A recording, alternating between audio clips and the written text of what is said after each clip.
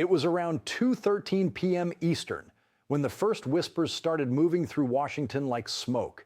Not on cable TV yet, not in an official statement, just a sudden tightening in the air.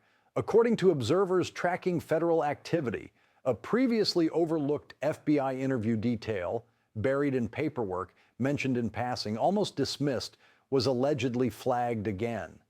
And the moment that detail resurfaced, the tone changed. Fast. Sources claim the DOJ began quietly asking new questions. Some officials reportedly started calling it a problem, not because it proves anything, but because it reshapes the timeline. And when timelines shift, everything shifts. The White House didn't confirm anything publicly. Congress didn't issue a formal warning. A judge didn't slam a gavel. But insiders claim the pressure began building behind closed doors, the kind of pressure that turns routine politics into a national crisis. Because if the FBI interview detail is what some believe it is, then this doesn't just threaten Trump, it threatens the entire balance of power. And what happened next was even more dangerous than anyone expected. Here's why this moment feels so serious, why it's being described in hushed tones as potentially unprecedented. In Washington, there are scandals, then there are investigations, and then there are moments when the institutions of the country, the FBI, DOJ, the courts, Congress, even national security agencies, start reacting as if the ground is shifting under them. That's what sources suggest may be happening right now.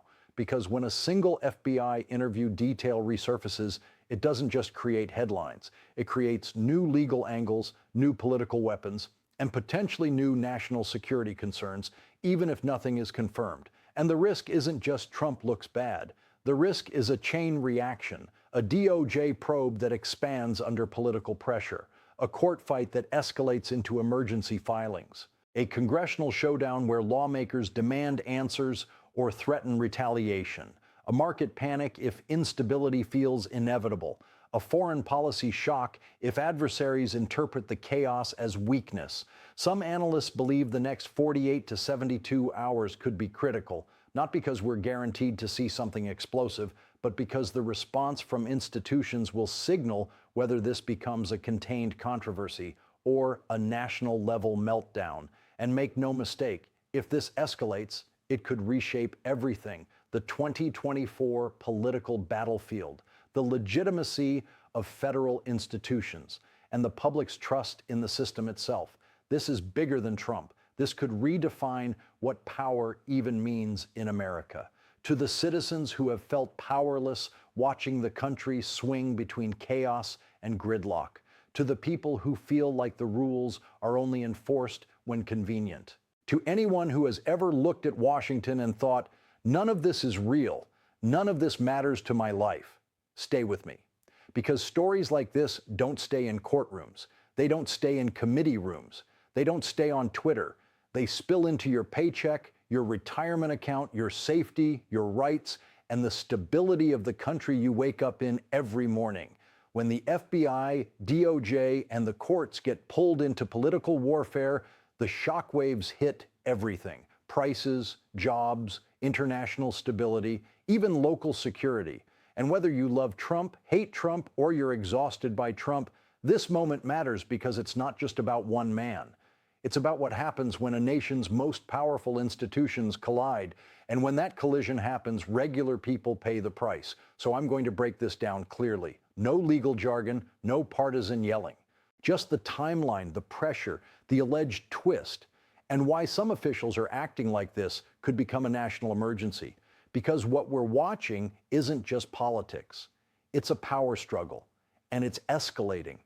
To understand why this FBI interview detail matters now, you have to understand the tension that's been building for months, maybe longer. According to longtime observers of federal investigations, Trump's world has existed in a constant state of pressure.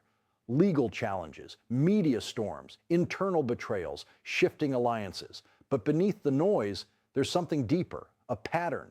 When Trump enters a conflict, institutions don't just respond. They brace. Congress braces. The courts brace. The DOJ braces. And behind the scenes, even agencies like the FBI and national security officials are forced to calculate risk. not because Trump is special, but because Trump is disruptive. He turns routine procedures into national drama. He turns legal paperwork into political warfare. He turns private disputes into public crisis.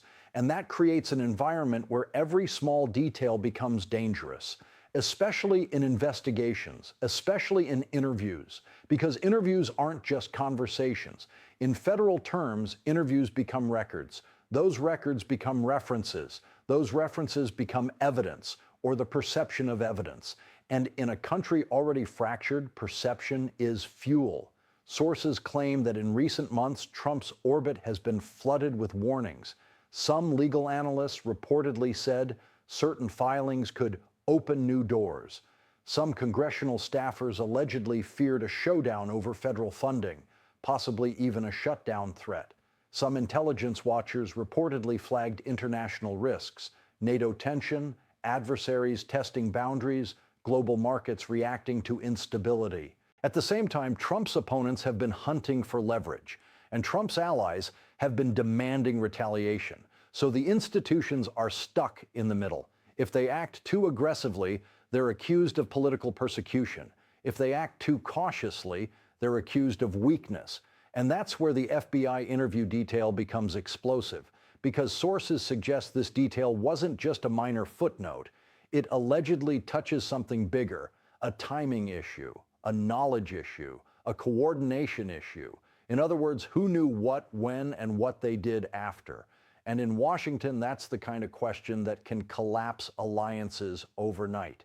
It's the kind of question that can trigger emergency meetings. It's the kind of question that makes a judge look up from the bench and think, wait, what exactly am I looking at? This was coming for months. The warning signs were everywhere. But now, according to sources, one detail may have reignited the entire crisis, and then the timeline begins. According to observers, the day started like any other. Washington traffic, cameras outside courthouses, staffers moving through Capitol hallways holding coffee and phones. But behind the calm, sources claim something had already been set in motion.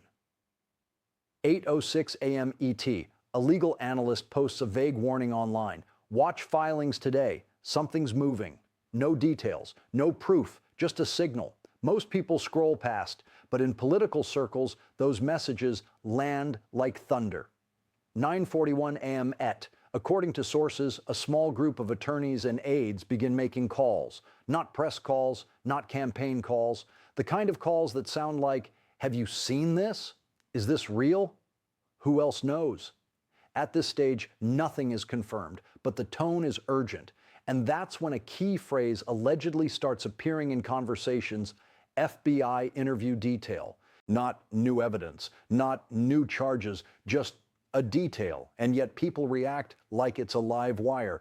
10:28 a.m. EAT, a Capitol hallway. Cameras catch senators walking fast, staffers whispering, phones pressed to ears. According to congressional observers, there's sudden chatter about a possible oversight move, the kind of move that could pull the FBI and DOJ into a public showdown. Some lawmakers allegedly believe the detail could be used as justification for hearings. Others reportedly fear it could be used as justification for retaliation. And that's when the phrase shutdown leverage starts floating, not publicly, privately, because if Congress decides to go nuclear, funding becomes a weapon, and the country becomes collateral. But then something happened that nobody saw coming. 11:08 a.m. ET. According to sources familiar with court activity, lawyers begin circling the same point: a potential contradiction, a timeline mismatch, a statement that, if interpreted a certain way, could shift the meaning of prior filings. This is where the drama deepens, because in legal conflict, it's not always about what happened. It's about what can be argued. And sources claim the resurfaced FBI interview detail may create an opening for new arguments, arguments that could force a judge to consider a different frame entirely, not necessarily guilt, not necessarily innocence, but credibility. And credibility is everything. 12:22 p.m. ET. Reporters gather near briefing areas. They can sense it, the tension, the something's off energy. A producer whispers to another, they're holding back. A correspondent checks their phone again and again, and then, according to insiders, a line gets repeated. It's worse than it looks. No one explains why. That's what makes it terrifying. 2:13 p.m. ET, this is the timestamp that keeps coming up. Sources claim this is when the resurfaced FBI interview detail moved from rumor to active concern, not necessarily because it was proven, but because powerful people began reacting as if it might be. According to observers, there's a sudden shift. DOJ-linked figures allegedly request clarification on interview context. Trump allies reportedly begin preparing counter-narratives. Congressional staff allegedly draft statements just in case. Media outlets quietly assign teams. And somewhere in the background, the FBI becomes the center of gravity. Because if the interview detail suggests inconsistency, omission, or misinterpretation, then everyone who relied on the original story has a problem. And everyone who denied the original story has an opportunity. That's when the chaos begins. 3:07 p.m. ET. Sources claim Trump's inner circle starts moving into rapid response mode. Statements get drafted. Talking points get tested.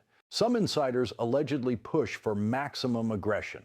Others allegedly warn, careful, don't overplay it. This could flip again. That's the nightmare scenario, a moving target. Because if Trump attacks too hard and the detail turns out to be weaker than expected, he looks reckless. But if Trump stays quiet and the detail becomes the dominant narrative, he looks cornered. So the strategy becomes controlled fire, not silence, not explosion, a measured threat. 4:18 p.m. ET. According to sources, DOJ-linked observers begin using a different word, exposure. Not exposure in the tabloid sense, exposure in the institutional sense, as in, if this detail spreads, it exposes contradictions, it exposes weaknesses, it exposes the system, and when the system feels exposed, it tightens.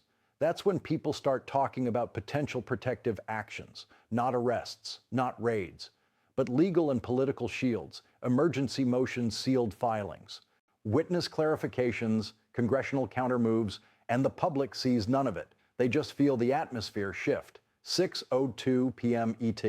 According to sources, the White House becomes visibly cautious. No dramatic press conference, no full denial, just a noticeable stiffness.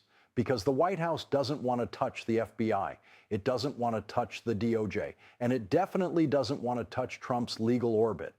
But if the story grows, they may have no choice. And that's when the fear-driven scenario becomes national. Because if the White House is forced into the narrative, the story becomes a full institutional collision.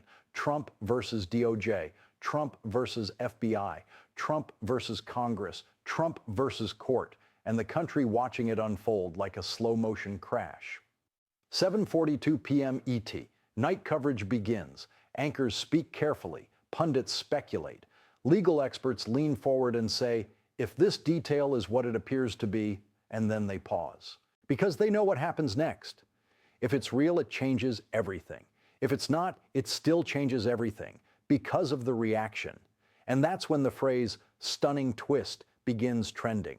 Not because we know the truth, but because the uncertainty is contagious. 9:55 p.m. ET. Sources claim something new hits the internal circuit, a rumor of additional material connected to the interview. Maybe notes, maybe an addendum, maybe a follow-up, still unclear, still speculative, but enough to trigger panic. Because if there's more than one piece, then the story isn't just about a detail, it's about a pattern. And patterns are lethal in politics. 11:08 p.m. ET. This is when the mood turns darker. According to observers, people stop posting, stop leaking, stop hinting, and that silence becomes its own warning, because when Washington goes quiet, it often means one of two things. They're preparing a strike, or they're preparing a defense. And then something happened that nobody saw coming. Let's pause and simplify, because this story can feel like a storm of rumors. In simple terms, a resurfaced FBI interview detail is allegedly creating a new angle in the Trump drama, and multiple institutions appear to be reacting as if the stakes just changed. Here's the clean recap. Reports suggest a previously overlooked FBI interview detail resurfaced in legal political circles. Sources claim the DOJ began asking new questions about context and timing. Observers say Trump allies shifted into rapid response mode. Congressional chatter reportedly grew about hearings and leverage, including shutdown threats. Court watchers allegedly flagged the possibility of new filings or legal pressure. The White House reportedly became more cautious, avoiding direct statements. Late-night rumors hinted there may be more material tied to the interview. So what's the core issue? Not Trump is finished. Not Trump is cleared. It's this. If one detail changes the timeline, it changes the entire fight. And that's why this is escalating. Now we get to the part that has investigators, lawyers, and political insiders leaning in. The part that makes this feel like more than just noise. According to sources familiar with investigative procedures, FBI interviews generate multiple layers of documentation. 302 interview summaries, follow-up notes, timestamps, witness statements, cross-references to other interviews, sometimes audio logs or scheduling records. And here's what reports suggest may have happened. A single detail, possibly a timestamp, a sequence note, or a reference to who was present was allegedly reread and interpreted differently. That sounds small, but in investigations, small details are landmines because they connect to everything. What evidence is being discussed? Sources claim the current storm may involve a leaked memo excerpt, not officially released, not verified publicly, but reportedly circulating in political legal circles, a court reference. Some observers believe a judge or court filing may indirectly reflect the interview detail without making it the headline. Witness coordination chatter.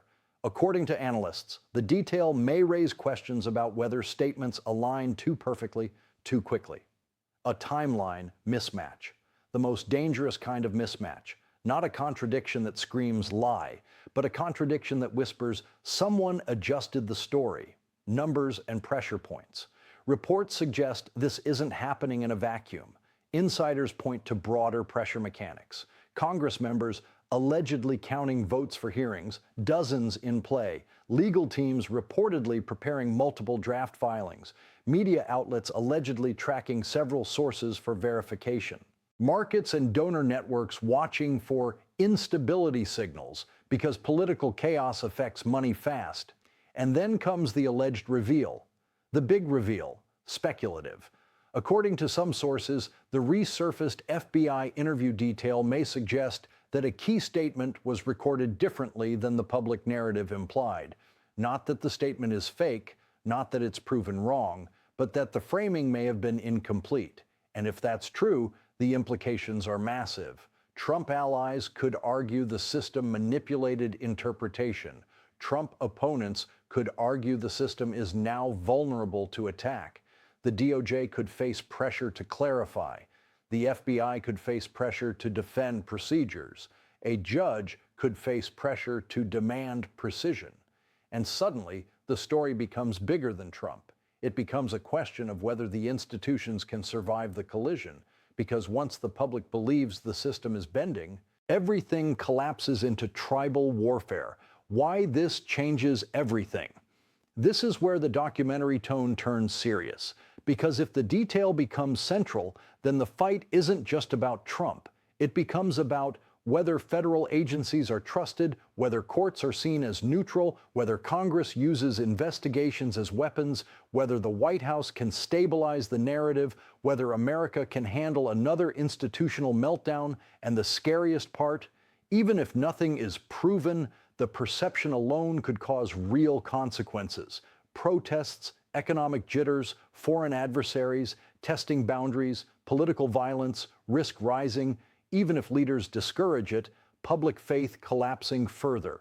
That's why sources are calling it a stunning twist, not because it ends the story, because it restarts it at a higher level of danger. Now here's where it gets worse. If more interview material exists, notes, addendums, follow-ups, then this could escalate into a rolling disclosure event. One leak becomes two, two becomes five. And suddenly Washington isn't governing anymore. It's surviving. Now, some people will say this is exaggerated. They'll say, every week there's a new Trump panic. Every week it's breaking news. Every week it's the end of democracy. And that skepticism is fair, because in the Trump era, the volume of noise is insane. But here's the key difference. This isn't just a headline about Trump. It's about institutional reaction.